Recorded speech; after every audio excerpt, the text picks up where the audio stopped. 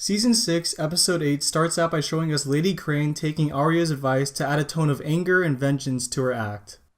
The audience receives the performance with great applause, and backstage Lady Crane finds a half-dead Arya hiding behind the curtains. She takes Arya back to her house, patches her up, and we learn that Lady Crane messed up Bianca's face big time, the actress who hired the Faceless Men to kill her. Finally, she has Arya drink some milk of the poppy, basically opium, and it knocks her the fuck out. In the next scene, the Hound comes across 4 guys sticking their fingers up each other's butts and smelling it. It's pretty gross. And he murders all of them. I'm not sure if they were just mercenaries or members of the Brotherhood Without Banners, but it doesn't really matter as they're all dead now. A cool fact I came across was that the guy who got decapitated was actually one of the Jon Snow impressionists on Jimmy Kimmel. His name is Steve Love, and he also has a YouTube channel where he does Game of Thrones impressions. So in the next scene, we see Varys and Tyrion walking through Meereen, and we find out Varys is leaving for Westeros to gather support for Daenerys and ships. It's pretty convenient that he left right before the Masters came to attack Meereen, but I don't think he's a traitor type. Going back to King's Landing, the High Sparrow requests the presence of Cersei in the Great Sept of Baelor. Cersei refuses and tells Lancel Lannister that the High Sparrow can come to the Red Keep if he wanted to speak with her. They threaten each other for a bit, and one of the sparrows tries to attack the mountain, but only manages to make a little dent. Gregor Clegane then throws the man to the ground and rips his head off, which basically ends the scuffle. Brienne and Pod arrive at Riverrun, only to find the Lannister army outside of its walls. This whole scene was basically old friends reunited, Pod and Bronn, and Brienne and Jaime. The two discuss their different goals for the fate of Riverrun, and Brienne says that she'll try to persuade the Blackfish to surrender his home and march north with the rest of the Tully forces. But the Blackfish has other plans. I've said no 3 times already. I have a signed letter from your niece, Sansa Stark. I haven't seen her since she was a child. I don't know her signature. I don't know you.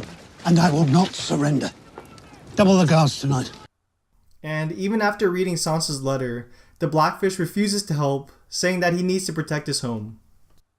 So Cersei, Qyburn, and the Mountain arrive in the throne room to hear Tommen make an announcement.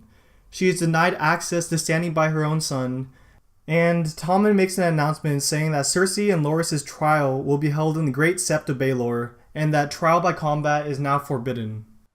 Instead, they will be tried by the 7 Septons, pretty much destroying any chance Cersei had of winning. But Qyburn does say this. That old rumor you told me about. My little birds investigated. And? Is it just a rumor or something more? More. Much more. So this rumor Qyburn investigated was probably the stash of wildfire beneath King's Landing. With news that the trial by combat is no longer allowed, I fear that Cersei may go insane and try to destroy King's Landing in Episode 10. Or the rumor could also be about the High Sparrow and possibly some dirt they have on him. In Meereen, Tyrion, Missandei, and Grey Worm pass the time by telling jokes until the Masters arrive with a ton of ships looking to reclaim the city. After that, Jaime sees his prisoner Edmure and they talk for a while, most of it not so important. The real takeaway from this scene is this. I'll send for your baby boy. And I'll launch him into Riverrun with a catapult. Because you don't matter to me, Lord Edmure. Your son doesn't matter to me. The people in the castle don't matter to me. Only Cersei. And if I have to slaughter every Tully who ever lived to get back to her, that's what I'll do. Jaime allows Edmure to enter Riverrun unharmed, and I really thought it was a trap, but obviously it wasn't. Much to my dismay though, Edmure tells his troops to lay down their arms and to open the gates. I think Edmure does this for a couple of reasons. First, he knows Jaime still has his son, whom he most likely cares about very much, and wants to see again. Secondly, Edmure's been a prisoner for years, and the last thing he wants to do is fight a prolonged battle with the Lannisters in Freys, knowing what they're capable of, and the fact that they're outnumbered. Having knowledge of all this, Edmure probably wanted to save the lives of his men, rather than Jaime eventually killing every last one of them. The Blackfish makes a horrible decision in my opinion by throwing his life away rather than going up north to help Sansa reclaim Winterfell from the Boltons. And finally, Jaime sees Brienne leaving Riverrun and they say their goodbyes. Skipping back to Meereen, the Masters are raining fire down on the entire city and there's nothing really anyone can do until Daenerys shows up. We can see Drogon in the sky getting ready to demolish the slavers, but I think we'll have to wait till episode 10 to see that scene because episode 9 will most likely be devoted to the Bastard Bowl. So the Hound comes across the Brotherhood Without Banners as they are hanging the 3 men who massacred the village. After they allow the Hound to execute 2 of the killers, they attempt to recruit him into the Brotherhood, knowing that the White Walkers are coming from the north.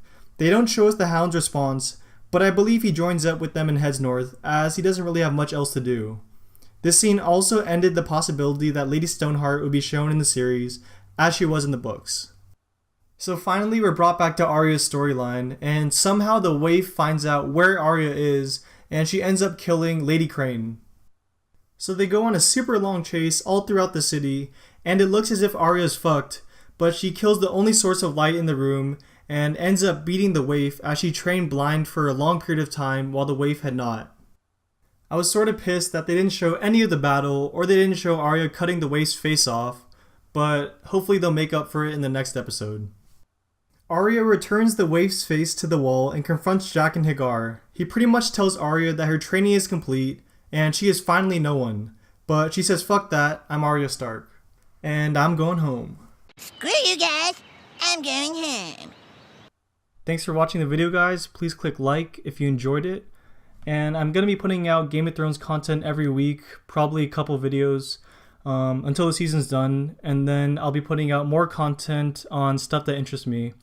So if that sounds like something up your alley, please subscribe to my channel. I need to eat. No, I'm just kidding. This isn't my job, but yeah, subscribe please. Thanks, bye.